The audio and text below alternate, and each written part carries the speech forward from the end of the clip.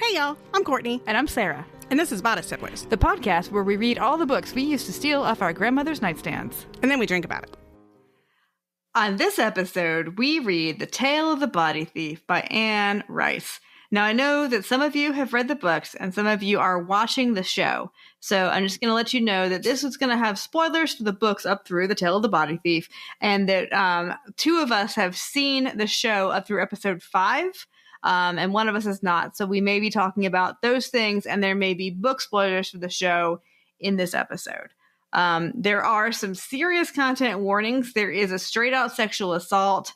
There is a non-consensual, but it was like a no, yes kind of vampiring. There is like 500 pages full of religious woe is me conversation between a lunch, like people who are all either immortal or might as well be immortal, and it is really fucking boring. Those are the truth. There's non-sex, so if you're if you're not, that was consensual. The non-sex was consensual, at least versus like a lot of our books. It's blasphemous. The dog does live. So yes, there is a dog, although why a vampire who's going to live forever wants a dog who is just going to hurt his feelings, I do not know the answer to that question. There's also an author who clearly expensed a cruise on the Queen Elizabeth too. And the funny thing is, so I read this, this is the last Vampire Chronicles book that I read when I was a teenager. And the cruise part is what I remember, the QE2.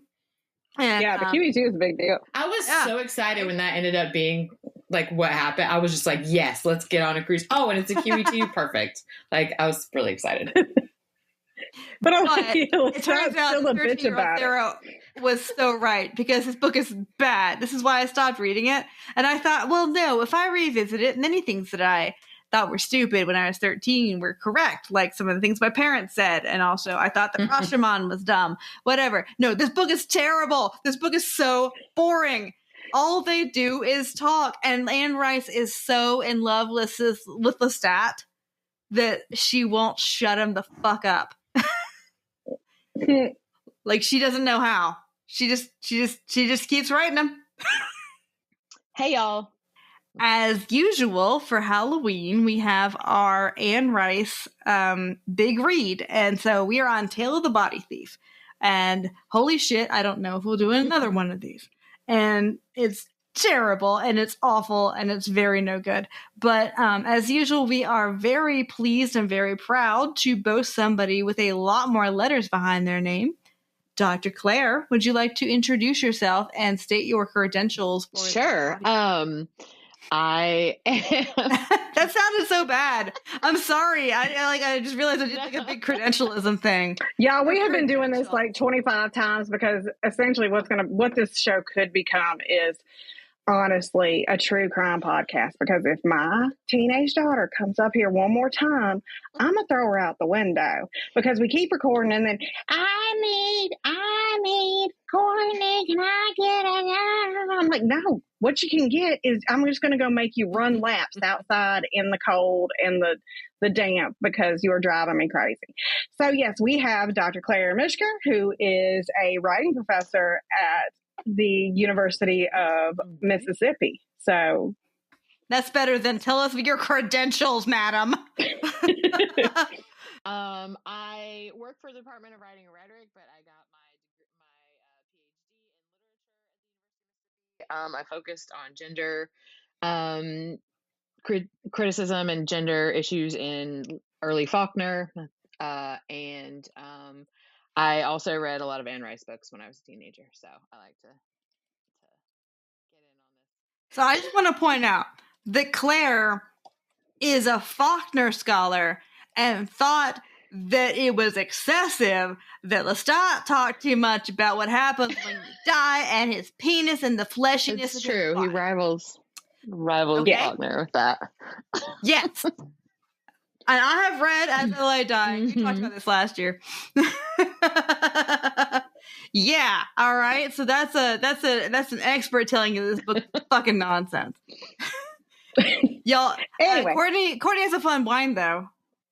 I do have a fun one. It felt very like on brand. It's called Lost Angel, and it's mischief red wine. So it works out on, our guest speaker angle. And then also because this book is full of religious symbology. Like, you know what? It was like, oh, this book makes Dan Brown look metal. Like, it is just crazy. So it's very good. It's a nice little bread blend. I picked it up at Whole Foods, so I think is where I got it. I know, not fancy, bitch. fancy. So yeah, cut you off in the fucking parking lot at Whole Foods. Appropriating, just yeah. Why are they so fucking rude at Whole Foods? I guess that's like the new like what's the problem with airline food? I guess, but they are a stack full of rude bitches, aren't they? I don't know. Every time I've gone in, it's been okay, but I usually like it's near work, so it's like midday kind of situation. Yeah. So, oh Lord, Tale of the Body Thief. What a wild ride this has been. But again, Sarah can at least enjoy the fact that she can say, I was right when I was 13. And, she likes to say I was right at any age, but especially as a young teenager. Yeah. I was so dumb about so many things at that age that it is shocking to me that I was very correct about this. And in fact, like I stopped reading here, and I remember when I was in college, she came out with the Vampire Armand. And I always thought he was a cool character, so I was like, not gonna do it. And then like I saw a display in the grocery store. I like, fuck it. And I bought it. I would like to rewrite the Vampire Armand, like do a big fan fiction tome of him just living in Miami, enjoying life.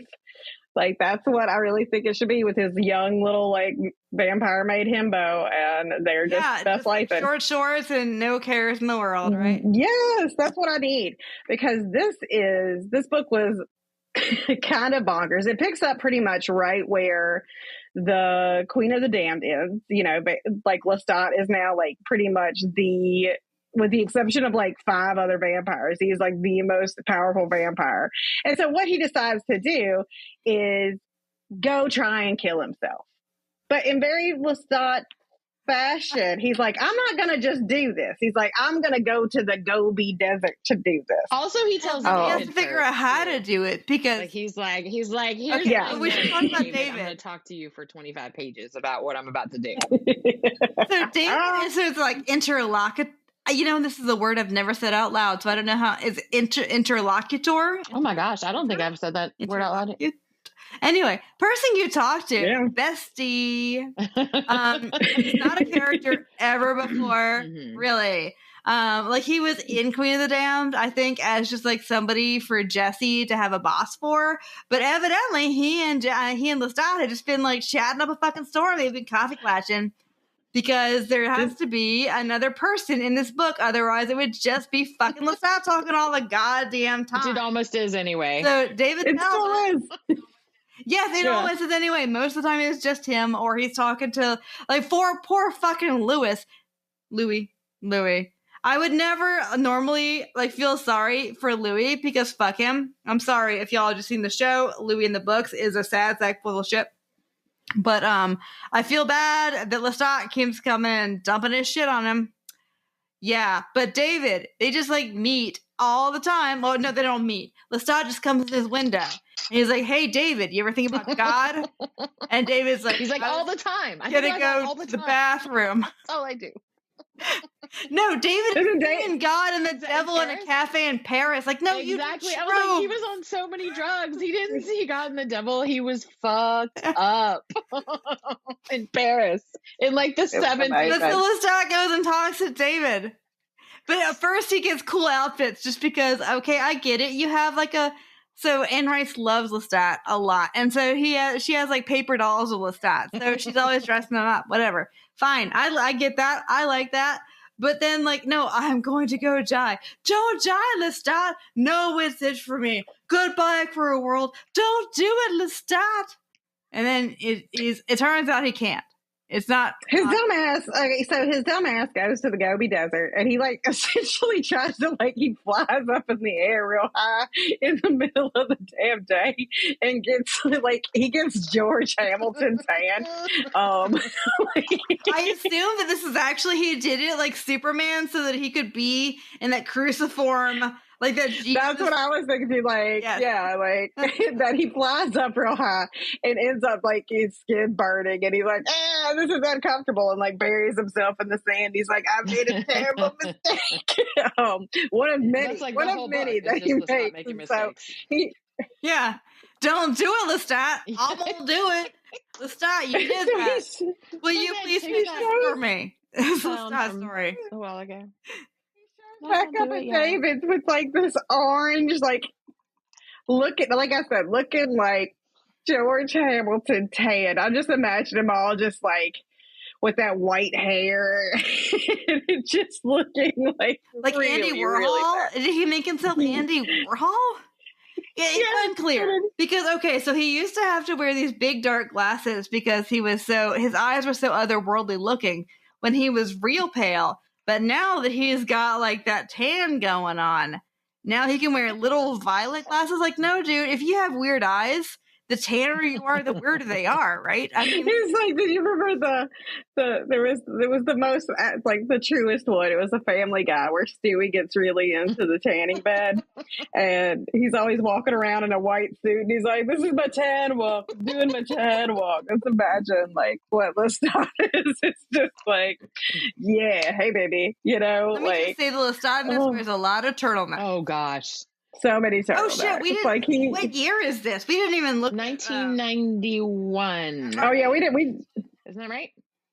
Yeah, okay, that is too late for these turtlenecks. I think it's 1991. There is turtleneckage because the end. There is never too late. Author says it's 1992. So I feel then maybe it was the very last page. Lestat de Liancourt, New Orleans, 1991. So I guess all of it happens in 1991.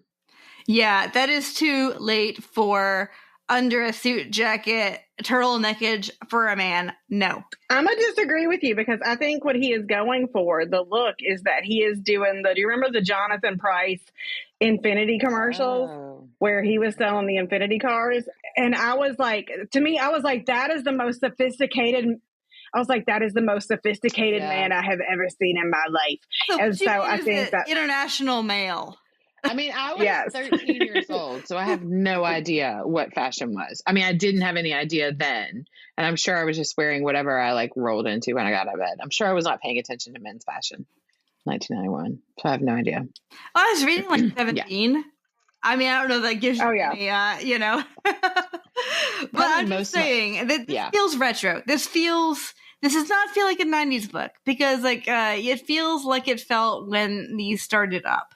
Mm-hmm. Is that fair to say? This does not feel any more modern than the original. Yeah, but they do talk a lot about facsimile, or Lestat talks a lot about facsimile machines. So he totally dates us there. Oh, and 1991. In France, they had fax machines so much farther before. They had 19th century fax machines in France. Technically, it was bananas. But also, he talks about VHS.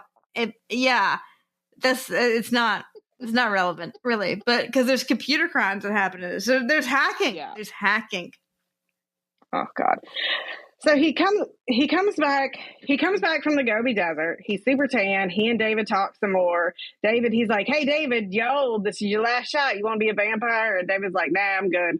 And so Lestat's like, "Well, what am I going to do?" He's going around to different places because that's what he does. And he keeps noticing this one person following him, this, other tall, very attractive man. And so he's like, who is this guy? And he keeps getting these little notes and things that are copies of, what was the book? I can't remember. It was the Thing on the Doorstep. It's an H.P. Lovecraft one. Yeah. It's a good Lovecraft one. Yeah, it's a body one, and everything is a body swap thing. I can speak to what the best, the great, so he also gets a card from the guy. I think he's in Paris at the time. He gets a card from the guy, and the classic starring Judge Reinhold yes. and Fred Savage, Yes. vice Oh, I love versa. that movie. Oh, I love that And I was like, I like that they decided on this one and not the Dudley Moore, Kirk Cameron one. That was, I can't remember, 17 again, I think was the name of it. Or no, it was, anyway, it doesn't matter. But I was like, all I like stupid that. because the guy could have said, "Hey, I know how to swap bodies." Well, he's trying to make it mystery, the series. Well, so my question Louis, is, okay. So this guy has found him in all these different cities, in Amsterdam and Paris and all these things, using 1991 hacker, like Captain Crunch fucking hacking bullshit. Okay, let's just assume that the Lestat does not know how to cover his tracks as a vampire nearly as well as he thinks he does. Fine. All right. But so this guy's hacker skills are such that he finds out exactly where Lestat is at any given moment. Like, not that he's staying at the Ritz in Amsterdam, but actually where to find Lestat. Like nobody has a cell phone in this. Like, nobody has any kind of way to locate them if you're not using your landline. Anne Rice is very progressive about technology. Fucking bullshit. I think he could the guy could do the guy could also do like some light mind reading, and I think Lestat was like, "Well, you can't read my mind," and he's like, "No, I can't, but I can read all the people around you." Are like, "Hey, look at that weird guy," and so I was like, "What is?" It's like, "Is this?" I was like, "Is this like?" I was like, "Is this Professor X? Like, is he just like?" Like throughout the world, like to find him. Anyway, so they finally have a conversation. Oh no, I think I know what it is. I just realized Lestat is always going to the most romantic yet sad place to be. Yeah. Like he'll be on top of the bridge. He'll be in the like whatever. And so I mean, honestly, it doesn't take a ton. I bet like Lestat thinks that he's super whatever, but this guy is like, "You are a giant cliche. Here's a copy of the thing on the doorstep." America. Yeah. So, okay. So they finally have a conversation and the guy's like, cause Lestat's noticing that the guy has like walks with a weird gait and is doing all this stuff. And he's like, I'm really I can just steal people's bodies. I can just go into their bodies and do all this stuff. And Lestat's, he's like, "So I've got this proposition for you, buddy." He's like, "What if we switch bodies for 24 hours? At first, the guy says a week, and Lestat, the amazing, negotiator he is, says, "No, 24 hours." And the guy's like, "Okay, 24 hours. You give me $20 million. That's how you know I'm not going to run away with your body," which is it's so stupid because, like, okay, I'm going to give you, like, you'll become an immortal, all-powerful, knowing, mind-reading being. Like, so Lestat's like, give me some time. Lestat is nothing if not, careful and calculating everyone. Yeah. And that he's like, "Hey, give me 24 hours to think about it." Lestat makes to make more opportunities to have conversations with people because he wants to talk to everybody about it. And you know what everybody says? You are an idiot.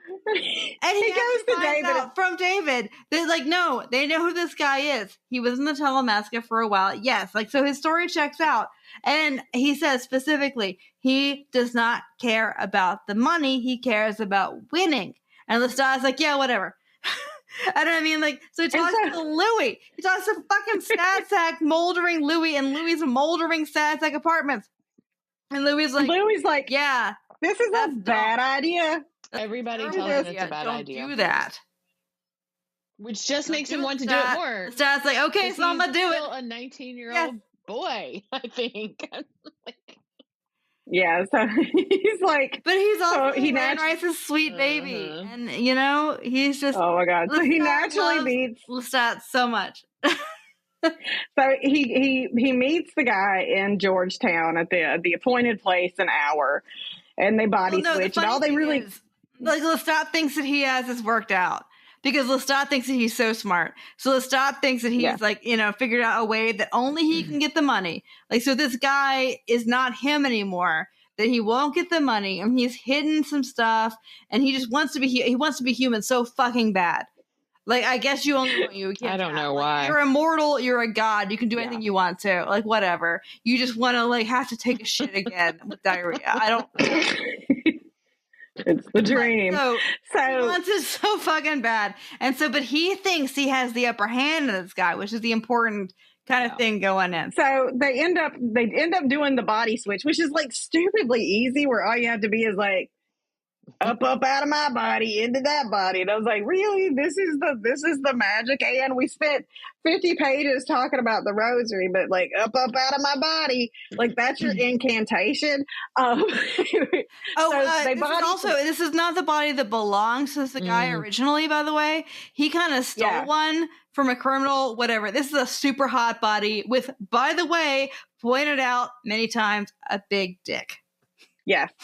So I envisioned this body looking like the blonde villain from Die Hard, and also the guy that was in Ghostbusters, like with the longer blonde hair, you know, like y'all know who I'm talking about. Come on, the hot guy from Die Hard that dies. His brother gets killed, and then he and Bruce Willis fight. I have no idea. Y'all are very upsetting.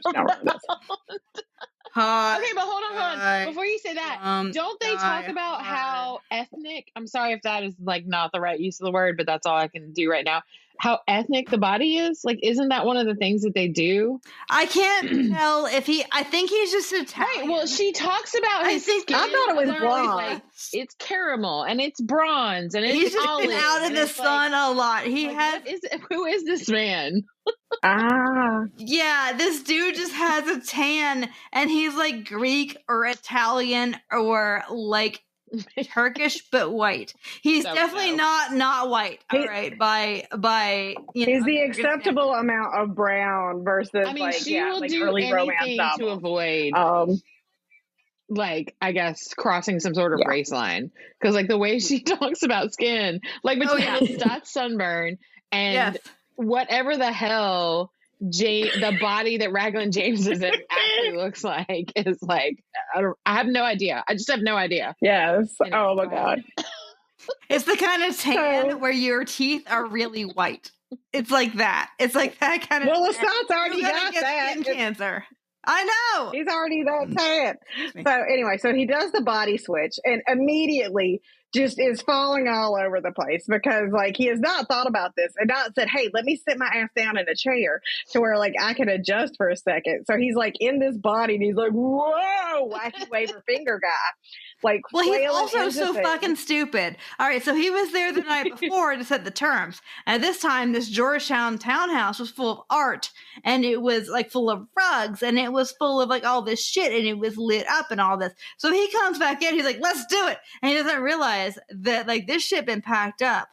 Like the Van Goghs are gone. The Seurat is gone. The sergeant is gone. The rugs are gone. Like everything, like it's just like busted ass wire hangers on the wall. The back door is broken, and like he's gonna die of hypothermia because it's there's a dog. He's got a big dog, a big like a big shepherd type dog that he finds. That Raglan James stole the body from had the dog. Like, this is why it's so complicated, because like the dog doesn't like the body with Raglan James in it instead of like the actual person whose body it was. Like, it's just like, yes, it's so crazy. But wait, that couldn't have been the actual body that he stole it from, because that guy was like a low life fucking criminal. And this is a Georgetown town. No, I think he like moved into that. Oh, wait. But that's a weird snippet, because they make it clear that the dog does not like Raglan James. Yeah. But they also suggest that he stole the body. So that would mean, oh, well, maybe he stole the body and then just moved all his shit into the like moot. Well, no, but the dog was there. I guess the guy had a townhouse somehow, and then the guy moved all his shit in. Maybe he killed another dude, and then I don't know. Yeah, I don't know. It's confusing. Yeah, there's a dog whose owner is gone, never coming back, and the dog is a very noble kind of like German Shepherd thing, and the dog is doing fine on his own in the blizzard, but he likes Lestat, and Lestat likes the dog. So okay, and he says, and I do appreciate that he says, like, hey, guess what? The dog's not special. Right, he has that not moment. a god or a vampire or anything else. Yeah, it's just a fucking dog, and I like the dog, and the dog liked me. Like, okay, thank you, I appreciate it. And he's like, the dog's gonna be fine. So he comes into this new body, immediately falls all over the place, like hits his head on the mantle, passes out. And when he wakes up, like all of the shit that he had put away and everything is gone. He has to pee and he has a complete and total meltdown about having like we hear about he's like what the thing that I question, I have a lot of questions about. So he goes to pee and he can't aim, which I appreciate that he hasn't peed in like 600 years. So like peed, he's like whoa, but so he's missing, but that there he's like there's just this thing hanging here all soft, and I'm like, well, what's going on? Like when they become vampires, do they just become like Ken dolls, or is it just hard? She calls it. Like, is it just hanging down hard? Because they're very sexual vampires. The whole time he's in the human body, he calls it the organ. And I'm like, okay, this is like some serious, like old school romance novel shit. I'll tell you what, does everything go mannequin smooth down there? What happens? No, I think that it's like a statue, like a Greek statue, where it's there, but it's like nice. And then he had to like, and just like grossed out. And by the way, he peed all over that bathroom. And okay, I live in a house with 2 men, and one of those men is 8. And I can fucking tell you, Jesus fucking Christ. Yeah. So he goes on about it after he pees, he goes and tries to interrupt. He goes on about pissing with the organ for like a chapter. It's insane. It's wild. And it's gross. It is. Which, I mean, I actually kind of liked all this stuff because it would be gross had you not, like, lived in a body in this long. You'd be like, ooh. It seems excessive. You know, it's nasty. You have, like little flakes come out of your hair, and you have, like, you fart and whatever. But, like, my husband, it's really funny. My husband was like, oh, God, is that the book where Lestat, like, spends, like, 8 pages talking about taking a shit? And I was like, no, you were wrong. That's the book where Lestat spends 8 pages on taking a piss. I was right again. So upset. He blacks out when he has to black out. He has to take a shit. Okay, like, all right. So again, we can't make this be 12 hours long. So he after he pees and is recovers from the trauma. So he goes, like, he and the dog go wandering around Georgetown in a blizzard, and he has like no like outerwear clothing on, and he ends up at this restaurant, and he's like super hungry, and this woman's like, well, you gotta pay, and he's like, you're awful, and then he uses his Lestat charm for her to feed him and the dog, and he ends up going back to her place. And this is where she's like, oh yeah, that dog's here. Yeah, oh yeah, she recognizes the dog constantly. The dog is fine. Mojo, yeah. I love Mojo. What about your ass? So, I love him. By the way, Mojo was great. He's my favorite character in the whole entire book. And there's this whole business with him, like, he's grossed out by, like, spaghetti. He's like, well, you please bring me something sloppy. And so she is taking care of him the whole time, even though she should have closed the door on his face. Has red flags all over his body. Like, if you're going to be nice to this guy, you should send him out with it to go back. I mean, like, seriously, this guy has nothing to recommend him. But yeah, she eventually feeds him even a steak. And then he's like, hey, you wanna? Yeah, and she takes him home with her. Yes. So things do not go well at home. He's grossed out because she's got a cat, and the cat has a litter box, and he's like, ugh. So they end up. He has to poop in her bathroom. Like, that's traumatic to him as well, which is stupid. Because he ate a bunch of bullshit at the restaurant, and he drank a bunch of cheap red wine. And he's like, I wonder why I have to poop at this girl's apartment. Anyway, it happens. Which, to be fair, it is traumatic when you're like, you go home with somebody and then you had to poop. Absolutely. Traumatic, to be fair. So they end up like messing around, and he just basically, I mean, there is sexual assault happening. It's quote unquote accidental, because she's like, this was terrible. I hated it. Like, you didn't put a condom on. She's like, I told you to stop. And he's like, you did? And all this kind of stuff. And they end up talking for a little bit. And he's like, well, I'll buy you something real nice later. And she's like, whatever. Yeah, she's like, get the fuck out of my apartment. Yeah, I mean, and so she's trying to not get killed. Right. I mean, she's afraid of him at this point, because like she was DTF, but she was DTF with a condom. and he didn't get that. I mean, to be fair, he honestly didn't get that, but there was a little bit of a, also like he, I guess, lost control. It was for sure. And so I did appreciate when this actually happened, the book said it was a little assaulty essentially, but then later it's, he calls it rape later. Yeah. They use the word. But like, here's the thing though, and this is what happened to me the whole time during this book is like, it felt like we skipped Queen of the Damned almost. Cause like, Lestat, who was a rock star who like lived in that world and did everything, then acted like he was still like a 17th century dude. And that was like really annoying to me. I was like, no, dude, you were literally an international sensation for a while. That's what half of the last book was about. You stood on stage, and then like he's in this girl's apartment. He's like, I don't know what to do with my dick. Like it was unbelievable. Like I was just like, this is stupid. He's like, what's a prophylactic? I'm like, I'm sorry. They had those in the 17th century in France. I know. I was like, oh, so mad. And so if y'all are coming from the show, I like, so my husband like does not appreciate, because he's like, like vampires don't really fuck. I'm like, okay, so you missed the entire genre of paranormal romance. Anne Rice vampires, they just shove their titties on each other. Just, they do that. But yeah, so yeah, I agree. Like he acts like he has zero knowledge of human society or culture or anything, which is not what we know. It's real fucking from annoying. 2 fucking books about this man. Oh my God. But you know what Lestat loves the most in life? Lestat. So this is upsetting. I mean, it's genuinely upsetting because it's a misunderstanding, but it is done in such like kind of realism, like gross realism, like how the apartment smells and the carpet and all this stuff, that like it's really, really not cool. Right. So don't. My dude goes around. He and the dog are just wandering around, just wandering and wandering and wandering. And he eventually gets like, I was going to say, didn't he use the phone at her apartment to get his like agent dude to send him money and all that? Yeah. Yes. Yeah. No, he tried to use it but he'd also been like the guy in New York, and he found out he couldn't get him. And the guy was murdered. So yeah, well, he didn't know that at the time. But it's not time so he ends for him to go and swap again. No. So yeah, he's hanging out. He needs a place to stay because he's not going to like. He goes back to the Georgetown place for a hot minute. None of his shit is there. No, because it's not until, so he goes back to because he makes the arrangements for the next day for the money. That's what happens. Yeah. Yeah. Doesn't matter. It's a boring night. So make sure this guy can't get the money.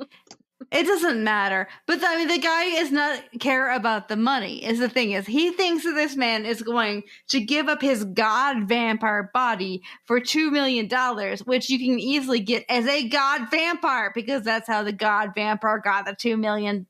It doesn't matter. It could be any kind of $1 million. Okay. So again, we are like an Anne Rice book because we are just tangenting. So he ends up, shocker, getting bamboozled by Raglan James, aka the body thief, and he's like, oh no, what am I gonna do? So he makes some phone calls, wanders around in the cold ass weather for a good long time, and ends up like at some grandma because you don't get pneumonia from being cold. God damn it. We're not there yet. Just give it a second. Let me get through it, and then you can interject. Hold on. So he ends up staying at a fancy ass hotel, and he's getting sicker and sicker and sicker.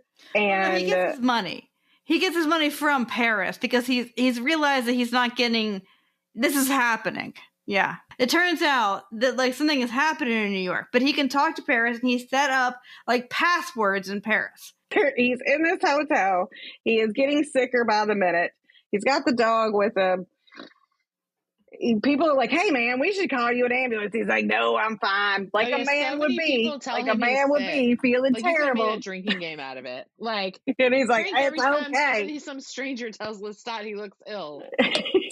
Do you know how sick you have to be for like the couture, like men's fashion man to tell you, dude, you want me to call you an ambulance? You know how sick you had to be for that? Because you'll stop spending money with that man. Yeah. Shit, you gotta be. So he ends up going to the hospital with hypothermia and pneumonia. And he keeps like, he's like having, these delusions of Claudia, and he's just like, don't let me die, please don't let me die. Like, he is bitching out. It's amazing. The through line to the whole thing is his experience with Claudia, which if you're just coming from the show, well, you got some reading to do, but he's still living with guilt about Claudia, and it's a through line through this whole book, and it's boring and nobody cares. Yes. So he ends up being nursed back to health in the hospital by this like rando overachieving nun. Gretchen, overachieving nun, have sex. who's all like, I will care for you personally. Oh, she wants to bow. So she's like, this hospital is full. I will take you home. And he's like, my dog. I don't even know how they got the damn dog. I don't know where the dog, I was worried about the dog. So I was glad. You know what else? Like, did y'all, I mean, obviously it was clear, but like, there was a meningitis breakout at that hospital. Like, that was like interspersed into the text. Yeah. Like, what? Yes. Yeah, there was a major, giant, like, meningitis, pneumonia, influenza, like, every single like, while he's in a human body. Like, people were dying in the hallways. Hold on a second. I do think that Anne Rice's, her father had passed. And I think a lot of, like, whatever had happened with her father is kind of, like, in the book. You know what I mean? Like, so I feel like that's her working through some stuff. Okay. Yeah. So, yeah. I'm not saying it makes it good or anything, but that's what was on her mind. Like, there's a huge, like, influenza's big, but there's also RSV and adenovirus is big. And, like, so, like, these things do happen, like, these nexuses of disease and ERs. However, yeah, you don't get them because it's cold outside, Lestat. And also, Grandma. So he and the nun, they bang it out, and at least like this time he's respectful, able to put a condom on, and it's a little consensual. Bit. Although I did okay, they bang it out, but there are solid like 200 pages of them just fucking talking about God. So painful. Painful. He is in love with her. He's in, but Lestat's in love with everybody. Lestat has like he is in love with. Happens, right? He charms everyone. Everyone loves him, and then like it's just bizarre and doesn't make any damn sense. So my dude is like, I was gonna say, I did want to note that the nun had condoms in her medicine cabinet because Lestat finds them there. And so that seemed to me like I was like, why are there condoms in a nun's bathroom? And then he goes out and she's like, I took this year off to fuck somebody because I'd never done it before. Like, it's like a rumspringa, yeah. Like, I decided to take a break so I can have sex, and then I'll be married to Jesus again. It'll be fine. But anyway, I just it was explained after the fact. But she was one of those nuns. Yeah, it didn't make any sense. But she was one of those nuns who's really more in it to cure the guinea worm out of people than to cure the devil out of people. Oh, yeah. Like, she's in there, like, y'all know you can just join the fucking Peace Corps. You don't have to marry Jesus. I mean, spoiler, she has stigmata later. You can literally... She's on her way to sainthood. She's fine. Woo! Yeah, I guess. He ends up being cured, from his hypothermia, pneumonia, and his bad sex. And they, proclaim their love to each other. But he's like, look, I'm going to come find you. I know you got to go do shit in the, Central America. I know you don't believe me about me being a vampire. I don't think she did, though. He tells everybody what a vampire. No, he didn't. Yeah. Well, how would you? I mean, I would. Oh, my God. He tells everybody I'd be like, this is what I've been waiting for. Oh, my God. So he ends up you would have accidentally gotten, like, the dude who is just, like, up on shrooms. I mean, I'd be fucked. I'd get the bad vampire. I know. So they end up... Imagine with... Hey! hours long. All right, so he ends up like being like, I gotta dip. I gotta go to New Orleans. I gotta talk to Louis. Louis is just gonna, you know what? He's gonna just turn me into a vampire again, and then I'm gonna go hunt this guy down, and it'll be fine. So he goes back to New Orleans, and he sees Louis. And Louis is about ready to kill him. Louis like body slams the dog, and we think like, oh, the dog's fine. And then Louis like, very worried about the dog. Louis got his foot on the guy's new Lestat's neck, and Lestat's like, it's me. And he's like, and Lestat's like, Louis like, you dumb motherfucker, you did this, didn't you? And he's like, yeah, I did. And he's like, hey, can you believe it? My well thought out plan didn't work. That guy stole my body. I need you to turn me into a vampire real quick. And Louis is like, nah, bro, I'm good. It was amazing and petty. That he's never going to make another vampire because, last vampire. It went awry. The best part is that Lestat's like, hey, this is no harm, no foul. I'm already a vampire. This body, the guy's not in it anymore. It's really, and I mean, Lestat is making some good logic here. He's like, it's a victimless crime. I am a vampire. I need you to make it. Louis like, no. And Louis like, no. Louis like, I think you should sit for a minute with the consequences of your decisions for once, goddamn. It's like the most power. It's the most power Louis has ever had, right? Where he's like, actually, it's the only power. I love ever had. Louis He's like, in this. Oh fuck! Now you're immortal. And I get to have say over this. And Louis is like, no, Lestat, I'm sorry. I will not do that for you. And then he's like a sad sack asshole. Louis is just being moldy in his man cave, like in a shed behind like a house. And Louis it's like not even a house. Like I just sit here and I get mildewy, okay? It's what I do. And you are Louis leaves. directing this. He leaves. And Lestat's like, this son of a bitch. Mm-hmm. And so he's like, but first. And so he takes all the valuable paintings out, takes them up to the big house, and then he just burns the shit out of Louis' house. And he's like, ha ha ha. He's a vindictive bitch, and I am here for it. Like, he's like, listen, dude, I need you to do one thing for me, and you didn't do it, and now I'm gonna. I mean, that was one of my favorite parts of the book. I was like, yep, burn it down, burn it to the damn ground. That's what I want vampires to be. But you know who's a more vindictive bitch? Is Marius comes in, regards the flames, looks Lestat in the face, and walks away. You're right. It was amazing. That's it was amazing. My queen bitch moment. So good. That whole part. And Lestat, it does not occur to Lestat that this is illegal and that the fire department is coming and that like he could go to fucking prison and that this would be unpleasant. But the best part is like his fancy, French Quarter apartment. He's like, I don't have keys to this. I just fly up to the fifth floor. And that's how he's like, he can't get into anything. It's just like, I love that he is just a disaster human being. Like he is terrible at it. He is just a failure on every level. So he's like, well, shit, what do I do now? And this is luckily where he finally gets a hold of David again. And David's a competent person arrives who has a plan and some research and librarians. That's right. Do this Got him for some you. librarians. And guess what? This asshole is probably on the QE too because he's been eating people in a very ungraceful way, starting with Lestat's agents in New York, which I would think Lestat would feel a little bit worse about because he was the reason that they died. He doesn't give a shit. So yeah, they go on this international manhunt, and basically Lestat's just like, I don't know what to do. And David is competent. He's like, I've got it, fine. Well, I'll handle it. And so they track the guy down.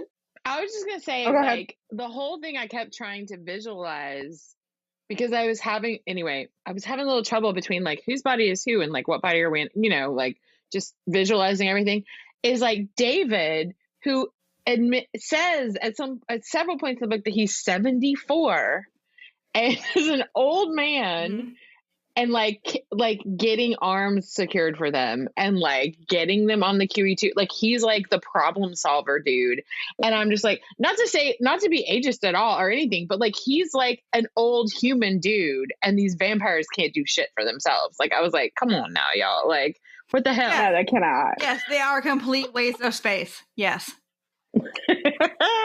What do you mean I can't just fly there? Yeah, let's not bitches all the time about like commercial airlines. It's like, yeah, welcome to it, buddy. The best thing about this fucking book is that Anne Rice got to expense a vacation, and the way that she describes, like they realized that like okay, so the QE2 used to be the cruise ship, you guys, like the sail around the world giant cruise ship. Now like there's even giant cruise ships, but this used to be a fancy thing. And I was just teasing. But so like they realized that this guy doesn't know how to really fly in Lestat's body that well, right? So he's got to be like busting in, killing everybody in a bloody fucking orgy, and leaving everything a mess and stealing like fucking trinkets. There has to be near to something, and what's near to is the QE2's itinerary. And I love how they get that is from like the concierge at a hotel who like knows their shit so good. They're like, no, that's the QE2. Here, let me look at yours. And like that's somebody who these days I guess they only exist for the rich and powerful, but it used to be back in the day that you would go down to the concierge of the hotel and they would fix your shit. They knew everything. No, I was really excited when that turned out to be the ship that, like, I was like I liked that plot point where it was like, it got real like noir or like something, and I was like, how are we doing this? Yeah. And then it was a ship. And then to be the QE2, I was just like, oh, lovely. This is so awesome. Yeah. And that's the part I remember about this book. David had also been training Lestat to do the mind meld body switch stuff again, so that he'd be prepared, because their plan was like to get to James in Lestat's body right as like dawn was coming, so he couldn't really go anywhere, and then they'd be like bloop, bloop, body switch, so. But he had to also guard his thoughts, because obviously if you walk on this boat, he's gonna know you're there, so you had to guard your thoughts. But then when you had the opportunity, you had to throw your body and shuck him the fuck out and Also, like, Raglan James was living his best life in Lestat's body on that boat. Like, he was like, his wants became very obvious and like not too complicated then. He was like, I want to have a good body. I want to have a lot of money. I want to be spoiled. Like, he was just like living this hell. He wasn't like being diabolical or anything like that. He was like, I just want to ride on the QE2. He was a little bit, because he did eat a lot of old That's ladies. Unfortunate. He ate so many old ladies. Because they were looking at the stats, because they're like, of course, like a lot of old people do die on cruise ships because they're rich and they're old, and like rich old people do eventually die. But like, that's a lot of it was excessive. It's statistically anomalous, because of course he doesn't know how to kind of space it out good enough, because he doesn't know how to do any of this shit good enough, because he's just a new vampire. He could have made an army of like Golden Girls. Like, that's disappointing to me. Like, he could have Yes. them. I love that. Turned them and had them, and then he could have taken over the. Sorry, y'all, I'm rewriting the story right now. Like, he could have taken over the QE2 with his army of elderly women. It would have been vampires. It would have been amazing. Like, write that book. No. Skip the takeover.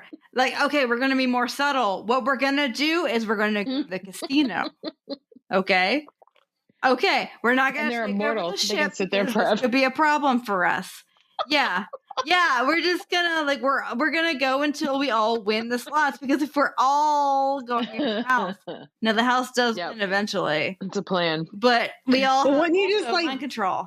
But then why wouldn't you just go to the blackjack thing and ensorcel the guy's mind to where every time you hit that you're like, oh, I hit black. Like, well, no, because there's cameras. I mean, they would know that guy was lying, and No. Do you think this guy cares Then about again, cameras? no, the house always wins. Well, I don't know. I would have to work on this idea. But I mean, if I had if I was a vampire, wait, what we and have had done, hold on. time- What we have done, Mm-hmm. wait, just to recap. What we have decided is that instead of this book, what y'all want is Ocean's 11, Yes. but with Body Switch Vampire and Yes. his team is a Yes. bunch of gold. Yes, exactly. You're exactly Yeah, right. right? Yeah, that's what we want. Oh, okay. All right. Yes, thank you. Okay. We're right. Thank you. Is Yeah, that Copyrighted, amazing? by the way. So- That idea is already copyrighted. Yeah. Yes, absolutely. You can't take this shit. No.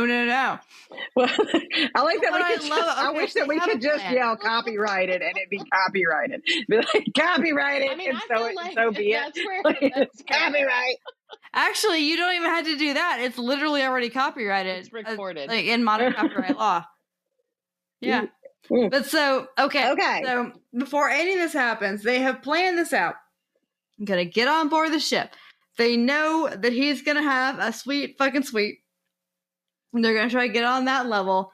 They're also going to have one of their little Talamasca guys have some guns and a secret chest on a. What are these guns gonna do? I don't know what the feel like guns that were was for. I was like, you're good dealing with a Well, I vampire. mean, like, If you get a guy in a body and you kill it, then he's dead. Also, like, it's I think that's what Lestat's the idea body. is, Nobody wants. Lestat doesn't want to kill his body. Like, why are we using guns? And even Lestat says multiple times, Yeah. like, guns It's a won't do problem. anything to my body. So, like, yeah, why is that even? Like, get a spell book, David. Well, maybe like, the idea is something it's that will scary. actually work. Some magic, some hinky shit. It's also scary to the guy. Yeah. Like, to him, to Ryan Yeah. James, a gun is scary because Right. he's a human. Right. Right. Okay. That's This fair. is that's the fair. whole- Fair enough. What they're going to do, they're going to identify him. They're going to corner him. Lestat's going to shove him out of his body, get in his body, and he's going to do this, like, absolute yakety sax down to a hidden room that they've got, like, you know, like one of the cheap seats where we actually get on the cruise ship. And he has a chest there, like a spare gun, like whatever. He's gonna like go there for the day. Like they had to do it as sunrise, where he has no choice to go, you know, and then that's gonna run, and that's the idea.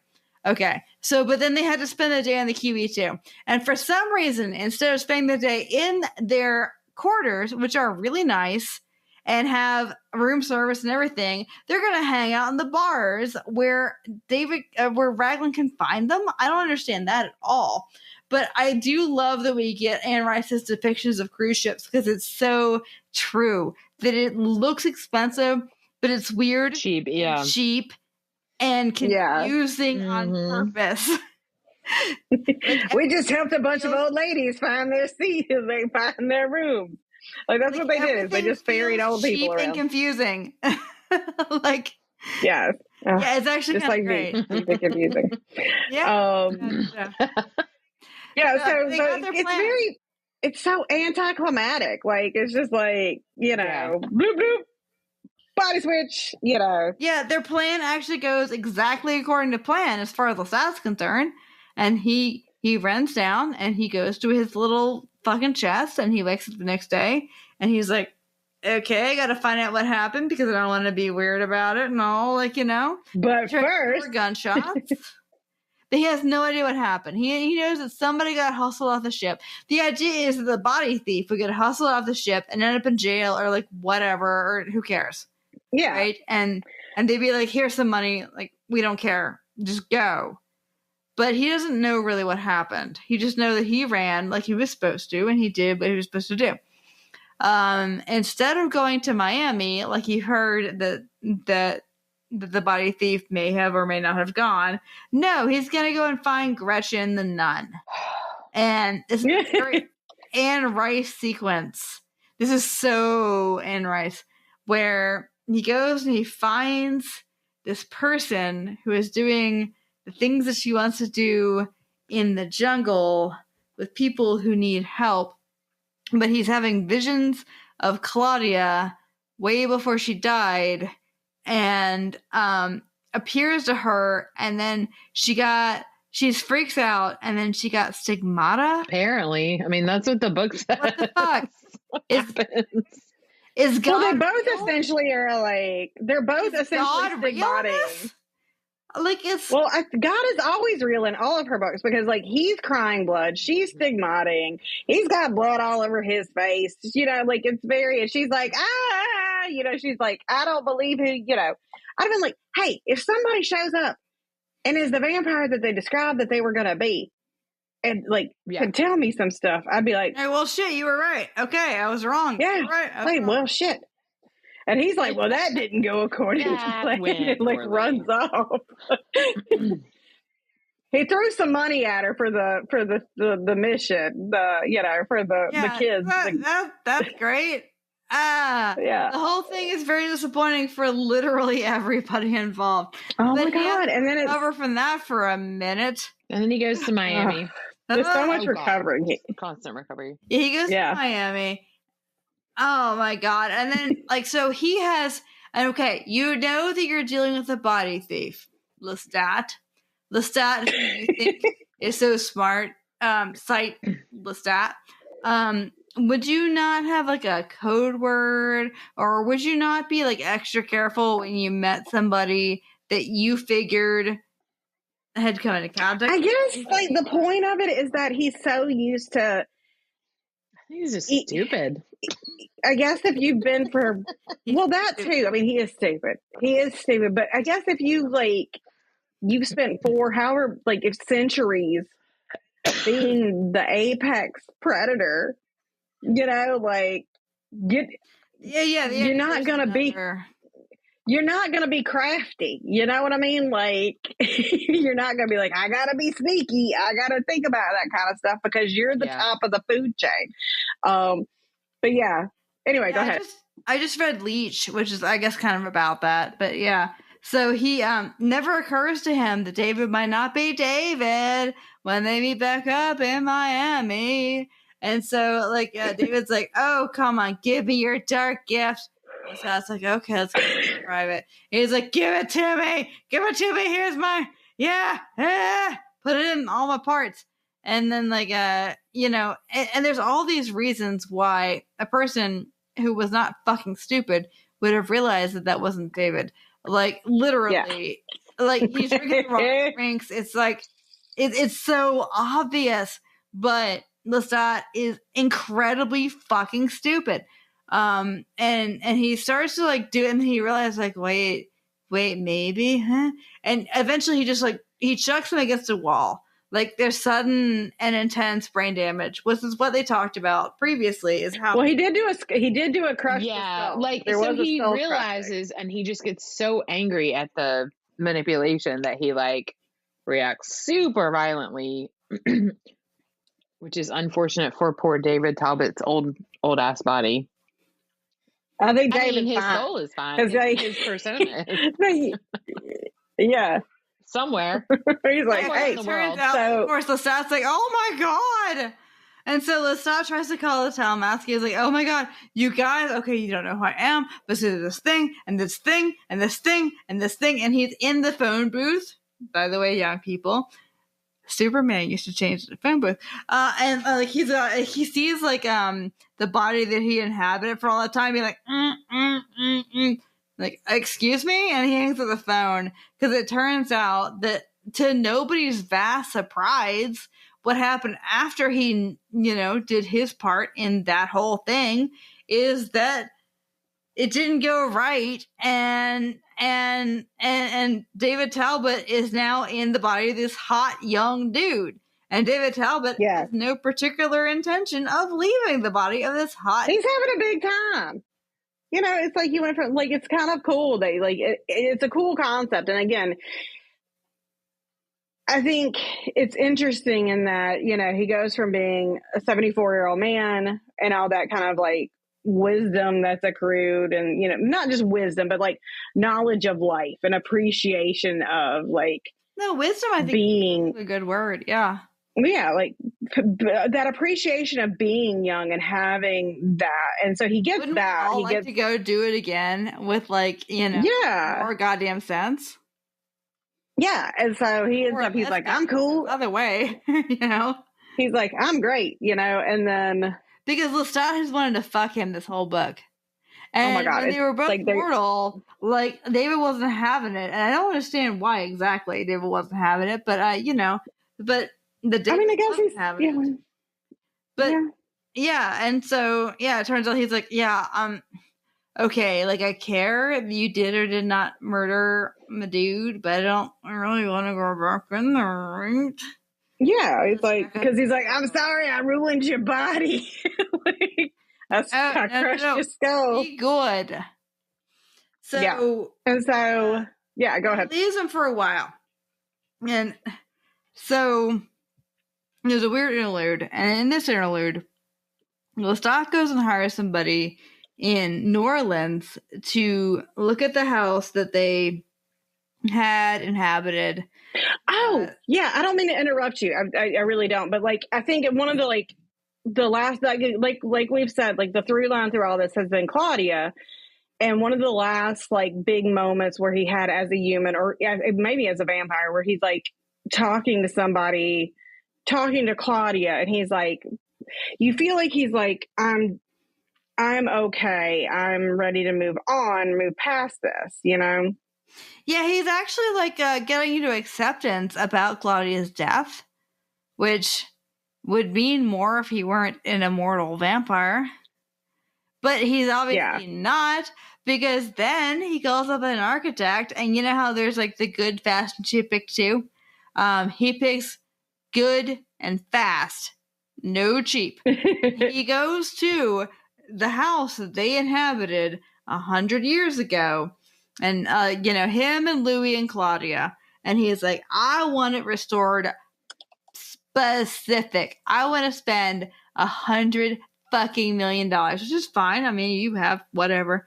I want these antiques. I want this wallpaper. I want whatever. This is not healthy. Yeah, he has that line. Okay, he has that line where he's like, I don't want anything English or American or da-da-da or whatever. He's like, it all has to be French. Like, just like, it has to be the exact way it was when we lived there. It's weird. Yeah, like I want to show you a picture of the vase and all that shit. So this poor guy has to do this. I mean, he's well paid, obviously, for this. But the thing is, Lestat does this, and what Lestat does with this is creepily reassemble a family, because he goes to Louis, whose house he burned down. And he's like, okay, so let's forget the house. Okay, sorry, burned your house down. And then you can go anywhere. So like Lestat figures out that Louis is like following him a little bit around New Orleans. And he sort of like lures him to a place to talk to him. And Louis comes in, and the first thing Louis said is, did you burn down my house? And it's like, yes, dude, of course he burned down your house. Like, it was just so funny. He's like, that was the first thing he said to him. It's like, of course. Who else would have done it, you ding dong? Like, they're all so stupid. It's like they're all so. I think he's smarter from being older. Exactly. You know, if we haven't learned anything from the last few election cycles. Well, I think like it's kind of this like. I know she doesn't do it intentionally, but like this allegorical, like, because vampires are sort of like this. I mean, because they are, one, they're always super rich, but they're like the super rich in that they're so disconnected from reality that like none of their decisions or thought processes make any kind of like actual practical sense. You know what I mean? Like, the whole point of the novel is that Lestat gets into a human body, and then he fucks that up so royally. Like, it's so ridiculous where he just like, and he showed, like, I mean, I could write a paper on this book. Like, I've thought about it. Like, oh, if we read this in a class, write a paper about how Lestat is actually more human, you know, as a vampire than he is. I don't know. That's not right. But he just like, it's just, like, she does an okay job of showing that. And I don't even know if that was on purpose, but just that like all of the mistakes he made are like so human and just like dumbass that it's astounding. Did we say that he like about him? No, we haven't gotten to the very end yet. Yeah, that's what happens. Yeah, that he so he actually meets real David, And David's like, yeah, I still don't want to be turned because, by the way, this is a fucking amazing. I was 70 something and now I am 20 something. And, yeah, my dick is. And Lestat's like, okay, fine. But then 3 months later, Lestat just goes and gnaws on him and makes him a vampire against his wishes. But it's fine. Yeah. Because David's like, oh, it turns out, I said I didn't want to be a vampire, but I really wanted to be a vampire. And they all go and throuple together he and Louis and Lestat in this recreated time house that is literally a time capsule of him and Louis and Claudia. End scene. That is not fucking healthy. No psychologist. They go to Rio, or they're going to go to Rio. Yeah. Oh, they're going to go to Rio. They're going on vacation. Yeah, that's going to be great. That's going to fix their fucking problems. It's going to be amazing. So, Claire, I want to talk about, and I mean, I don't know if you're ready to talk about this, but we talked last time about how I really hated As I Lay Dying. I do feel. Here we go. No, but yeah, you're a Faulkner scholar, and that book is very much about the physicality of the body. And this book is about Lestat struggling with the physicality of the body. Would you like to talk about that, or would you not like to talk about that? That's my paper I'm going to write that will be forthcoming in a journal in Southern Literary Review. Just kidding. Yeah, I don't, I'd have to think about that.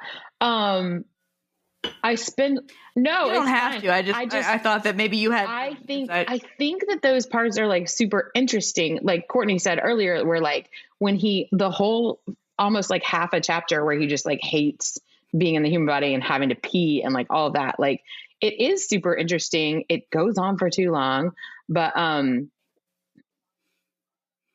don't know. Like I hadn't thought about that. Like it's a very interesting like. I haven't thought about it in comparison with this woman had an editor that could.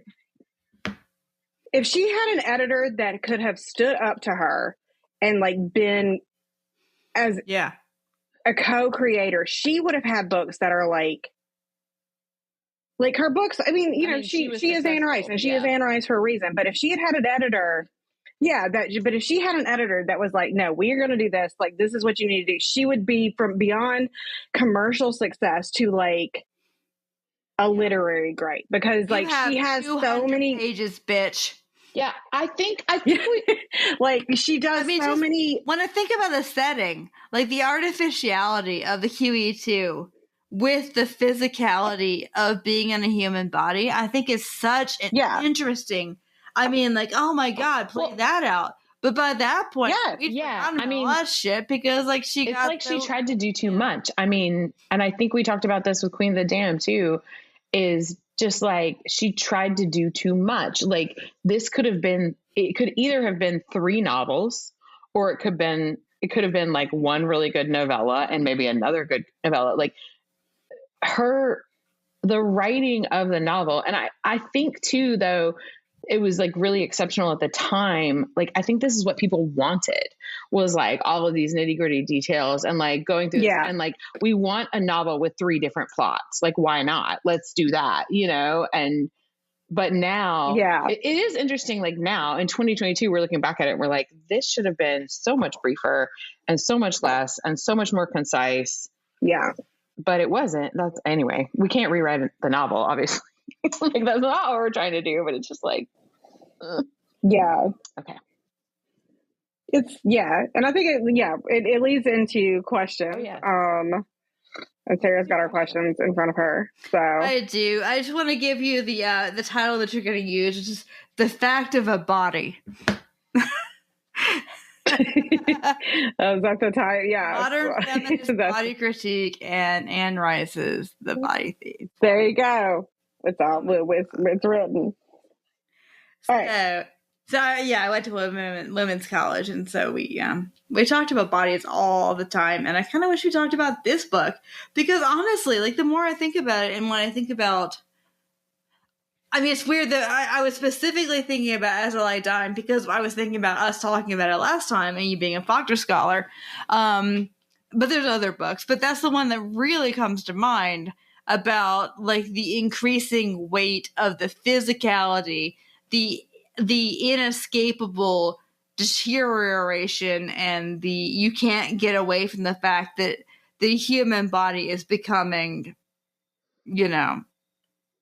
gross and nasty and it's something this book is very much about. And oh god, yeah, I would like you to write this paper and Yes, come back to read it because like I'll put it on my there's so list. much to talk about. Yeah, like it's rich. It's a rich text with that, and I'm not sure that it knows it's a rich text, but it kind of doesn't. And I think that makes it it's just fertile. But so our question time. Big dick energy or big dick energy? Oh. Can we talk about Lestat's dick in this? I mean, he talks about it a I'm lot. sorry. I know that some of the people who listen to our podcast have penises, and I apologize to you because this does not really make this seem like a good time. I have so many questions about it. I know we talked about it a little bit, but again, one of the things that they talk about, that he talks about, is this thing that just hangs there limp and soft. And I guess, like it being like the statue of David, like a little marble, like bloop, like for vampires. Because again, I'm like, does everything just smooth out down there? What is happening? Because he's so like disgusted by all of it. I'm like, okay, here's vampires do not fuck. This is not. I know that, but I'm saying, I know that you know that, but our listeners might not. But what's like weird is like I feel like I'm like like again, even if they're vampires, like does everything just like aside from like mouth? Well, I mean, they still like all their orifices are still there. Like I imagine like their butthole and their so whatever doesn't like it doesn't just close up. She loves the word marble, so I assume like a victory of Samothrace just rubs up against other like fucking sculptures, because it's all about especially the previous books when Lestat gets his freak on, it's because he rubs his chest, somebody else's chest, which is great and all, like before you get fucking. But so I don't know what his dick is doing through any of that, but I assume it's just like in a very discreet freak kind of business. But then I was also like, what's like? Pardon me, listeners. No, you know what? This is why you listen to it. I was like, does his butthole just close up? Is everything just like sealed? Is it just like vacuum sealed? And now he's like, whoa! Like it was so crazy. I think it's more that it has no reason to operate until it does, and then it's like dun, dun, dun, dun, dun, dun, dun, dun, dun. It's actually not his butthole. It's actually somebody else's butthole. True. But like they go into it so detail about, all of the, he throws up, he does like he basically like becomes a vampire, pisses, shits, and like vomits all over the place, like, and I was like, haha, welcome to for it, all buddy. you boy moms. He just pisses literally fucking everywhere, but that's not unusual, like a helicopter, is it? Like a helicopter, just like, whoa. And I was like, I would feel like if I was going to be a human, if I was going to decide to do this, I would be like, okay, I'm going to do this, but I'm going to take like a week before and just like bone up and remembering what stuff does. I'm sorry. Like to be like, to be like, hey, I got to like remember that I'm going to be, Yeah. Courtney, I don't know. You would say that. Hours. Are you Lestat? Yeah. No, I am not Lestat. That is true. No, we talked about how, do y'all remember on Cheers? Now, this is aging everybody into Stratus, but whatever. So, remember when Cliff on Cheers got on Jeopardy? And he was like all like cocky, and everyone was like, "Don't get cocky." And he was like, "Nah, it's fine." And he got there, and like the categories were all like the Postal Service and beer and like whatever. So if Lestat got on Jeopardy, it would just say Lestat, Lestat, Lestat, Lestat, before and after Lestat. Can I tell you what I'm so tired of Lestat and the Lion Court talking about is those goddamn wolves that he killed 500 years ago. Like, yeah, but Oh what my have you gosh. done lately? He talked more I about have such a thing to say about this, but go ahead. Yeah. about those wolves. No, he talks more about those wolves than usurping the most powerful undead being or like supernatural being in the world. Like we hear more about these. Hey, you remember those times I killed those wolves? Not. Hey, you remember that time that like me and my crew took out like this crazy bitch? Like that's kind of human though. That's kind of legit human. It's a thing that's mostly like emotional or resonant to you, right? That made me crazy was that he that's his story. That's his backstory where he killed those wolves. And he was still a human when he did that. Like, that's what's amazing about it. And then he like almost dies from pneumonia on the streets of DC in a human's body, like 250 years later. Like, I was just like, this is so fucking crazy. Like, why would you be dying from hypothermia on the streets of DC, which is warmer than the winter in rural France is? Like, that shit was crazy. I did actually wonder if I mean, this like stupid if the guy could, Raglan James could have like planned this, but he was already sick. I thought that too. You know? I thought that too. Yeah. I think so. That the body was already sick. Because that's what I was like. He kept saying, oh, the body's great. The body, yeah. I was like, I could feel like this guy. Have a cold on purpose. But I think also, like, I would have liked some more about that guy because that guy was like super weird. You know, he was a perfect foil. Moriarty. Yeah. Here, but he was also like, haha. Moriarty. Yeah. Yes. Meeting him at every turn. And yeah, like, because, you know, Lestat is Sherlock. Book had been actually told through his viewpoint. Okay, we should explain that when you're reading this book, it is only Lestat's viewpoint. And Lestat's viewpoint is mostly Lestat's conversations with people. You never get... And with himself, If it had been half Raglan James's viewpoint, that probably would have fixed the vast majority of the book. It'd have been so cool. And, like, yeah, it is very, like Claire said, I'm going to fuck this vampire up. And you'd be like, well, like, Raglan James is Moriarty, and obviously, like, Lestat is Sherlock because he's useless, and Watson is, David Talbot because he's the one doing all the heavy... Paper. We have another paper. He's, like, doing all the emotional labor. Yeah. Yeah. Like... Yeah. He's like, where did this guy come from? And his whole, like, human frailty in this... Yes! So much in that. Oh, my God. But also, I mean, like... Yeah. Wouldn't you root? The reason is I wonder if she even like maybe started out writing the book and it was from Raglan James's perspective. And she was like, well, obviously you would root for this underdog, right? Yes, absolutely. I don't know. Like, it's just like, it was so weird. Anyway. Wouldn't you? Okay, what's our second question? Up? Oh my God. Oh my God, so much. Question two before we. Actually, might be question two. Is would you talk shit with her about the heroin? Wouldn't you want to fuck Lestat up? Oh my God, he's such a little, like, you didn't he's know enough the worst. About Raglan James because you were set up to hate him, but he stole a march on everything Lestat did. Like Lestat had little hideaway like monies because he was psychic. He didn't just steal them. He that was the thing that like Lestat was. He didn't have to be psychic because. Another thing that Lestat was Lestat didn't have to be that stupid. This guy just had to be slightly smarter than Lestat, which is not that fucking hard.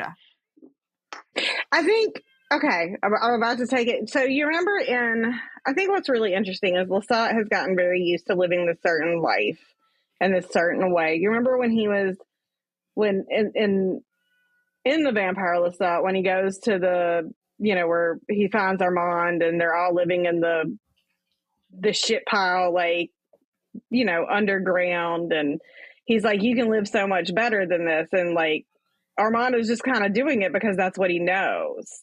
It's kind of like does not know how to not go to a fancy department store.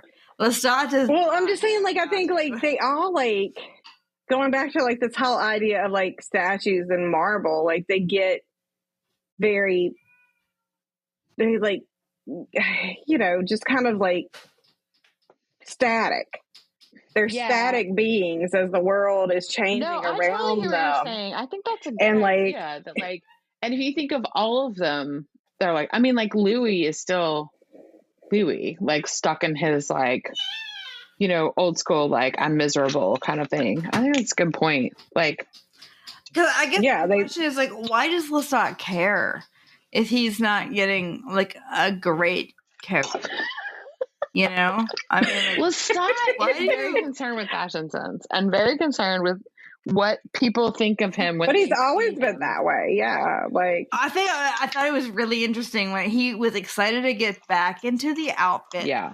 that Raglan Danes had bought, but that they felt gross Mhm. with him. I thought Yeah. that was fascinating because he wanted to get back into bespoke. He was not thrilled with wearing prêt-à-porter, bitches, but then he got into bespoke and he was like, "Oh, I dressed to the left. This is not feeling good." And you know, he had to get out of it. It felt gross to him. And I mean, like, I thought that was super interesting because this is not a person. Okay. Now, if you were coming into this for whatever, Lestat did not come from super luxury. He comes from the landed Mhm. gentry that got cold Yeah. And ran out of money. Yeah. okay. So yeah. yeah, like they have land and name, but so this is not. But he's also like, he grew up. he's always been a magpie in that he likes shiny, new, fancy fucking things. And like, Turtleneck. not just things, but people. I would He loves spot turtleneck. Lestat as a vampire out of a crowd in a fucking moment. Yes. Like if there's a dude Yeah. Yes. wearing a gray velvet suit in like September in New Orleans and he's like trying to be cool and also his skin is really translucent and he's really fucking beautiful, I'd be like, oh, that dude's a vampire. Like there's no, I mean, like, first of all, I was in New Orleans in September and you are not wearing velvet fucking anywhere. Like it is hot as fuck still. So like the idea that he's, I don't know if it was set in September, but you know what I mean? Like the idea that he's just like, I'm going to continue to wear my 17th century, like just amend it a little bit to the 20th century. Like, Yes, again, like, dude, you are a vampire. Which is wild because he can read minds. How does not every mind being like, I guess he's like, oh, well, they think I could be well, a, yeah, oh. it's They're also really New thinking, Orleans like, where like, oh, that's clearly a you know, vampire. I mean, people dress. I mean, New Orleans is a good city to set something like this in because there's characters all around, you know, and so people are always doing interesting things in New Orleans. But I don't know. To me, that was like the biggest giveaway. I was like, I'm sorry, even Miami. He's like, I have a turtleneck on Miami. I'm like, have you ever been to Miami? Do you know how hot it is there? Like nobody could ever wear. Yeah, nobody could ever wear a turtleneck in Miami you ever. just die Like, immediately. but I do think that it is like, We just said a bunch of. So my husband, I told him that you should do a bunch of Art Deco posters for the Théâtre de Vampire from Lestat. And so he did them, and so we send them every so often to the Boutique de Vampire in New Orleans. They just asked for a bunch more. That's awesome. So, in other words, yay. these are the people. So you go to the Boutique de Vampire and you buy a poster, and then you're like, oh, here's a gentleman with glassy skin. Oh, I guess he went to the tanning booth, and he's wearing sunglasses at night, and he also has a turtleneck on his little blazer. You know what I think about is that scene. He's that always scene from Dracula with Gary Oldman with the green sunglasses on, when he's like on the street and then he like blips or something, and then like and Lucy sees him. I guess I can't remember the exact thing I'm thinking, but like. Again, if I saw a dude that looked like that on the street with like green sunglasses and like, I would be like, oh, you're not like, that's creepy. You're real. You're not real. Like this is a thing I need to pay attention to. I mean, I'd be like, that's interesting. I would never be like, come home with us. Yeah. Right. Okay. Question 3. Question 3. What's our question 3? Bechdel the bitch. I don't know how to answer this question in this book. I don't think we can answer. There are because no there's really women not in this book. But if they are, they're just like there a woman. for And I don't mean this in like a self-head. No. But everybody, shit, y'all.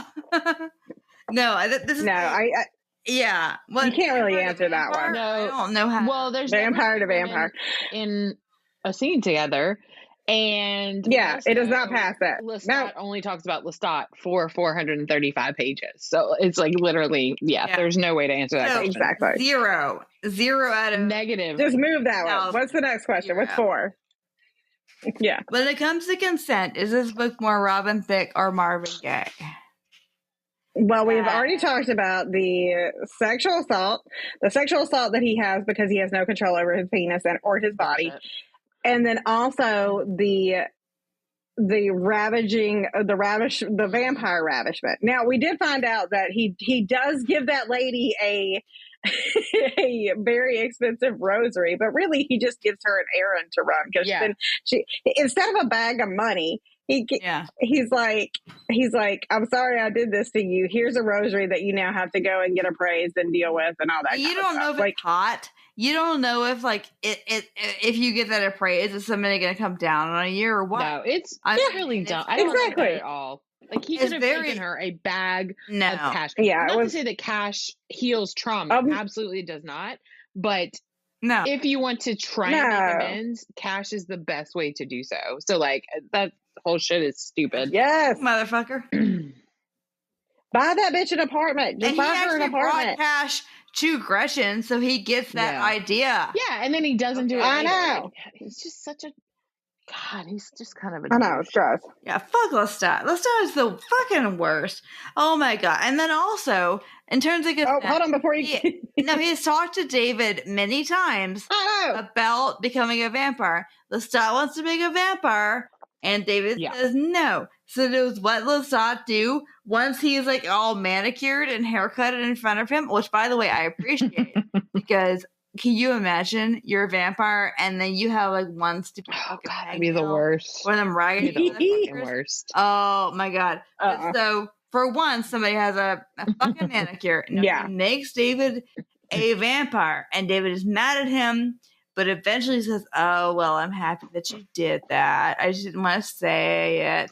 That also seems sort of like weirdly apologist on Anne Rice's like side. Like to me, I was like, we spent multiple books with David saying, no, thank you. And like, here are my reasons. Like the beginning of the book, they spend pages and pages on his reasons. And then like, all of a sudden it's like, it's all about his like, it's all about that meetup. It's all about that meetup that he saw with the devil. And it was whatever. It was upsetting. And also, it was a non-consensual vampiring. Okay. How badly are you judging your mom off reading this book? I can't imagine anybody having the patience. Yeah, my mama would never have read this book. My mom might have read this book, but I know for a fact she didn't. Well, I say that now. I think my mom did. This podcast and did, then I'm wrong. But she never talked to me about it, and we were literally sometimes reading our Anne Rice novels at the same time. Like, like. Yeah. The way the sex is described is so grubby. It's so gross. So you read this and you don't want to have the parts he's talking about. It's just it's belittling, about anatomy, which I understand. Okay, and I like that in general, and the fact that like you think that grass is greener on the other side of the street. Like, if I were a human again, I would see and I would understand and I would whatever. And then your body is so body. I like that. I'm not, but then it was so, well, Scarlett Johansson be in the movie because, so there's this business with David Talbot as a young man, being a white man, going to India. Doing all the colonizer things. Very colonial. Yeah. And he's like, I learned this, and I learned that, and I learned the other thing, and I learned genuine Brazilian magic. Oh, yeah, Bruja just gave him magic or something like that. Yeah. Oh, my God. All actually super fucking great. And it kept on coming up and coming up and coming up. So I would have really... Don't you wish that, like... I don't know. I kind of wish that, like, these books... Because, again, like, there's such a great, essence and meat of them. But, like, I would love to see these now. Like, with, actually... leave Europe. They are the best when they do not go outside of the white. But I just mean, like, people, to see somebody adapt it to, anyway, it's, but, like, it is very white, and like, it's very colonial, and like, when it becomes Egyptian, it's like, ugh. Or, like, yeah, Well, that's the thing that is so, like I was saying earlier, and, like, happened in the last book, too, is, like, she, like, in Rice's descriptions of the people and stuff, it seems like, I don't know how to say this, like, she's trying to, like, obscure their ethnicity or avoid it or something, where it's just like, just say the thing. It is like, weird. Like, if the body that Raylan James has stolen, that then Lestat ends up in, and, like, back and forth, like, if that dude is Indian, is East Indian, just say that, just, like, say the just say it. Because, like, she hints at it, and like, she loves the word just all of the words that she uses to, like, gloss over burnished. race and ethnicity are, like, they just get annoying. It's just like, tell me what part of the world you can tell she was very much of the product of that. Mm-hmm. She's very much of that product of, like, when, the 90s, 80s, when white ladies would whisper, like, be like, like, a black person. Yeah, like, they know, they know they're black. It's fine. You can say that. Like, you actually never see the name, right, of the person really. I don't think so. I went back and looked, and I couldn't find it. Exquisite specimen. I don't think it's in there. Yeah, you don't see. Is it like Enrique, or is it or Abdul, or whatever? What's you don't his see name? the name of this person, Ismail. You don't see the name of this person, so you have no idea what culture he comes from, what he's, and I mean, maybe that's on purpose. Maybe, okay, let's say that this is a narrative of colonialism, that you have taken this person and you have stricken him from any, I mean, this is actually an interesting idea, that you have stricken this person. We're writing so many papers. Number 3 here. I know, I'm keeping track. We're on 3. Yeah. Race. You take your fever and you have taken this person that Raylan James took off of any of his cultural context, of his bodily context, of his family, of anything. What does that mean for this person as it relates to? I think, unfortunately, like, is it used by Lestat? Is it used by Raylan James? I mean, I do hope I do hope that, like, converted from a person of color to whatever. I don't know. I do hope that the body was like just, as my dad would say, Italian, because the idea of white David Talbot inhabiting a person of color is gross. Well, I think there's a suggestion that Raylan James. I honestly think that it's probably just a fucking tan. I mean, maybe so. Yeah. Yeah, I think it's just tan. There's a suggestion that it's just somebody who's. What's our next question? I was just going to say, I think there's a suggestion that Raylan James is. I mean, he's definitely English, but, like, has other, like, background and stuff, but it just doesn't get explored. But anyway, that's all I want to say. Yeah. Go ahead. Next question. Well, I think that in kind of, I don't know, I kind of get that impression in this weirdly racist way. Yeah, exactly. It's like, I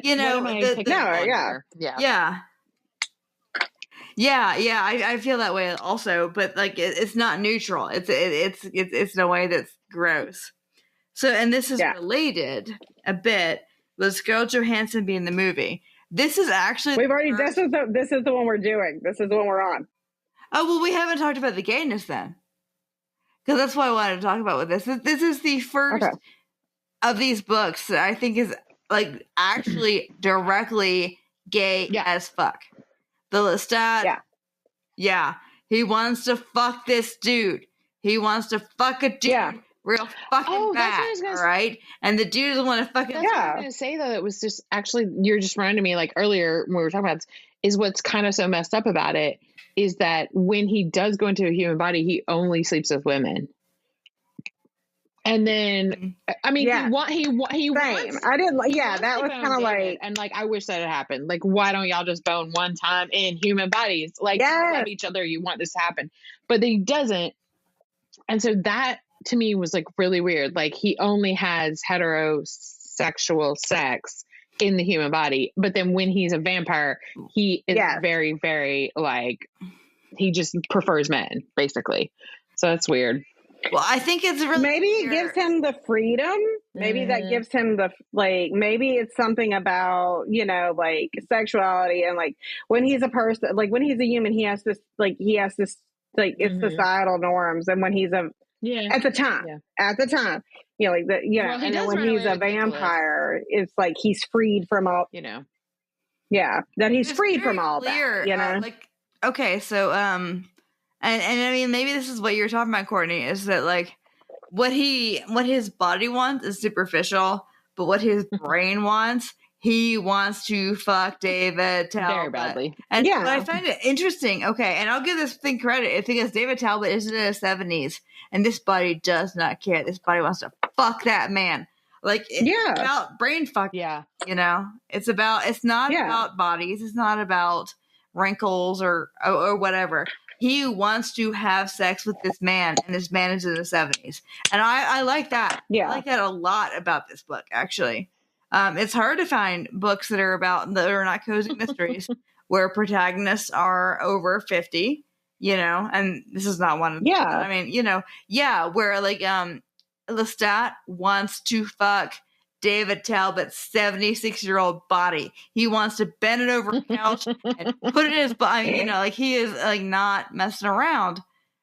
He also wants to put that fang in his neck. And these are not unrelated, but you know, not the same thing.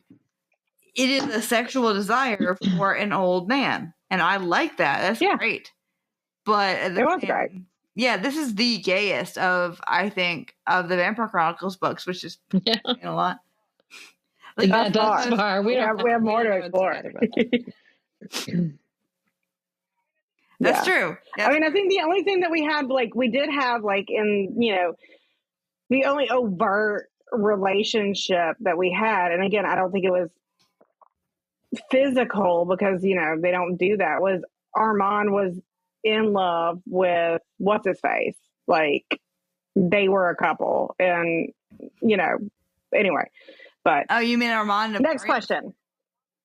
No, Armand and the guy that had been, what was the name of the guy who had done the interview in Interview with the Vampire? The journalist. Yeah, like they were that's a very much interest to these people, and they're all like, "What? And we're all like, "I don't know." We're like, he's not important. We don't remember his name. Hold on, I'll look it up. Sorry. No. We love you too. You should keep listening. So, okay. You're not leaving the house looking like that. There are so many outfits, but they're all very Our dude loves an outfit. He loves an outfit. He loves an ensemble. He is in one. He is like ready to be, and it's always velvet, and it's always turtlenecks, or it's like blastons, you know, like I puff get sleeves. it. I think it's hot. I would wear it if I could wear it all the time. So he is always going to he is always at the store buying clothes, and I appreciate that. Yeah, I mean, wherever he goes, it could be in any city. It could be Dubai, Amsterdam, Ankara. I don't give a fucking ass wipe. It comes with my dude is wearing some clothes. Yes, he's wearing some clothes. I respect it. And Ed, because I want to. David's always in tweed. You know, there's always and when they swat some bodies, like that's always like, oh god, this is like in Miami, but I'm wearing like a waistcoat, you know, and David's like, just get fucking used to it. All right, it's like so many good outfits, but again, it's always like if notable. I mean, they're only it's always just like velvet with a turtleneck. Yeah. Would your 12-year-old self have dog entered any pages? Yes, but because I was desperate. Yes. Him describing, like, I will appreciate that she gives us an in-depth description of the nudie. Like, it's thick, it's girthy, it's got a circumcised cramp. Like, we can all describe that thing because she tells us what it looks like. Yeah, well, and she's like, here it is. He's all over. I think there's room, which if you live in a house with a man is not attractive. dude. Yeah, I think there's like. Well, I'm not talking about a triangle. I'm just saying, like, I got details I think on when something, you know, Lestat like, describes the penis and he says it's circumscribed. What the hell? Circumcised. Sorry. I've had a few drinks. That's such but I think he no. says No, write that article. the circumscribed penis. I want to see you write that article about the circumscribed penis. But I think he says like, "Oh, that's interesting," and then like moves on. You know, just like, "Oh, look at that," which is kind of wild because he would have never encountered that before he became a vampire, and then he didn't care about penises after he became a vampire. So what the fuck, dude? Would you not? I mean, be at she least probably could have written a interested whole in the fact chapter that on that penises now come? about Lestat freaking out about this. I guess I'm kind of glad that she did. No, I'm glad she didn't, but I'm just saying, like, yes. Okay, like, so the sex in this, with the rape sex in this, is the least sexy Yeah, sex, gross. and that's on purpose. It's not trying to be sexy, and it's accidentally unsexy. It's all about, like, you know, he gets confused and then can't control the human body. It's really gross, you guys. But yeah, it makes you not want to ever fuck but like the sex with Gretchen was again. supposed to be good, and like I was so bored. I was just like, okay, oh, we're doing this again. Okay, fine. Like, and like it should have been good because it was a nun who'd never had sex and a vampire who hadn't had sex, well, other than an unfortunate rape incident, like in 200 years. And it was just boring. I don't know. That's sad. I don't know what I'm even trying to say, but it was just like boring. You spent 800 pages on people talking about God, but you couldn't spend 4 pages describing an accurate sexual experience. A virgin nun fucked a vampire. No. Lestat de Liancourt loves the vanilla is what we have found. Like, he is, and I guess like he's a, you know, but he seems much wilder as a person in like whatever the 17th century France. Like, he is like, bah! And now he's just like prophylactic. Like, we heard more about prophylactics than we did anything else. And I guess maybe because like I think what she might be alluding to, I don't know, she keeps. I think what it was too is like, this is also during the height of the AIDS epidemic and that fear, and all of a sudden, like, he goes from like not being able to be killed. Also, like this motherfucker flew into the damn sun, and it didn't kill him. And now all of a sudden, as a human, these other like incredibly like whatever things that he doesn't even think about can. And that's the other thing, like, before we go to our next question, that I don't understand is, like, he's like, I want to be a person so I can see the sunrise. And I was like, motherfucker, two weeks ago, you flew into the, you flew into watch a fucking sun. movie, dude. Did you not get enough? You saw just, it. like, watch a movie. Yeah. Like, You just, like, saw put it. in the VCR.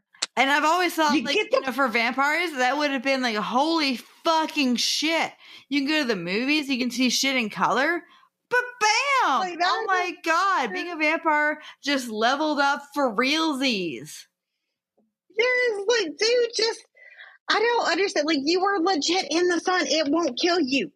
I don't understand. Get film put on your windows. You're fine. Anyway, all right, what's our next question? What pairs nicely with a dumpster fire? You gotta be a Miami kind of drink. Benvenuto a Miami. Well, yeah, it was the. I want to say that Raglan James probably got like a pina colada or a margarita. Although I did really like that list. Yeah, and how Lestat didn't understand that was not. I know what it is. Hold on. Was drinking. I know what it is. I gotta find on the Curie too. Like when he was a human, he was like, "This is kind of delicious." And I was like, first of all, I don't do gin, but I remember gin. You know what I mean? Like I don't drink it anymore, but I'm like, a time ago I did. I remember how good it was, and just like thinking of him in that human body, being like, I'm gonna have gin and tonics this whole time. Well, I my grandma drank them because, okay, so that was one thing she wouldn't like just down. Yeah, it takes a minute. Yeah, so you have to like slowly drink it. Yeah. Yeah. And I kind of actually drink it for that reason because if I'm in a situation where there's a lot of booze around, I don't want to get fucking hammered. So I'm talking to people and I'll accidentally drink too much. So I'll get a gin and tonic so I can't. So that's why I am going to suggest the Mexican drink called the Vampiros. And the Vampiros, for my friends who are interested in having it, it's got sangrita, which is Mexican-style Bloody Mary mix. And it's got orange and lime in it. It's got tequila. And it's got citrus-flavored soda. And then it's got a little bit of lime. And then it's got Mexican-style chili powder in it. And it's called the Vampiros because it's red. I would and it looks totally basically drink that. like blood. That sounds great. So, why didn't you make us? That would be. I know. I almost made a Bloody Mary tonight. I'm so sorry. Like the last time, like I was like, I almost made a Bloody Mary, but then I just didn't want any tomato juice or zing zang this late at night. So Right, and then vodka tonic. That's what's happening. And then our last question: should a person or should a human being in the 21st century read this book? No, absolutely not. I don't. Stop it. You know what? I'm going to go again. Like after talking about it, and especially talking about it with y'all, I think again, it's boring, and there's a lot of like long, drawn out parts. It's not my favorite, but but what I do think that honestly, looking at it in terms of her world building of vampires, I think it is a really interesting read in that these vampires are these kind of creatures that remain in stasis as the world moves around them, and seeing one go from seeing one go from being a vampire to a person and become like essentially a human disaster. Yeah. Like human disaster. Like Lestat was kind of a disaster, was really kind of interesting. Now, I do think like we've all said, like she could have the benefit of an editor, but what I do appreciate and what I do think is worth merit of it is that he's the exact wrong vampire for this experiment. Like if it had been Louis, him. So well, hold on, but like what would it have been if this was Louis or anybody else? It was like way more because I loved. But hold on, but what I'm saying is I loved that he hated it so much. Oh no, I love that he were him. He had to deal with he was like, human. No, this is terrible. And the caper, it was like that was great. Yeah, it was just the other saving the ace of the book, which you were about him talking about God, but people who I didn't give a rat's ass. Well, yeah, no. And it's none of it was ever like groundbreaking, but I do appreciate like that she tried a thing, and like we said, she never just had an editor that would stand up to her and be like, no, girl, you good. I would think this was amazing. I think like literally groundbreaking about how we think about vampires and how we think about vampire mythologies and bodies in the vampire would be like whatever. But you know why nobody's written a bunch of fucking articles about this book? It's because nobody has read the book all the way through, including, by the way, Courtney, you. Girl, I have had garbage. It's so bad. I got through like 95% of this book, and like it's just been a crazy whatever. This book is not good though. That's the thing. This book, okay, the one thing. You can say a book can do this. You can say a book can do that. You can say a book can awaken your humanity. I know, but I'm just saying, like, I'm not throwing it completely away. I'm just saying that if a book is really fucking tedious and terrible to read, then it doesn't matter. And this book is that. Like, honestly. I don't know. Yeah. It is tedious. It's not her best. But again, it was entertaining as fuck because we got to see Lestat just be the worst. I want to read I want to read the hard fucking edit. So this has been our take on Tale of the Body Thief. We are Bodice Tipplers. You can find us at bodicetipplers.com on Twitter for as long as we're on Twitter until Elon Musk starts, making us pay. We are B Tipplers. Advance, motherfucker. Make him take us off. No, I'm saying Instagram is Bodice Tipplers and Facebook Bodice Tipplers and Patreon is patreon.com/Bodice Tipplers. As always, we never have a sign off, so we just talk until whenever. But hope you guys had a great Halloween and a very good Day of the Dead. Bodice Tipplers is part of the Frolic Network. Find more podcasts you'll love at frolic.media/podcasts.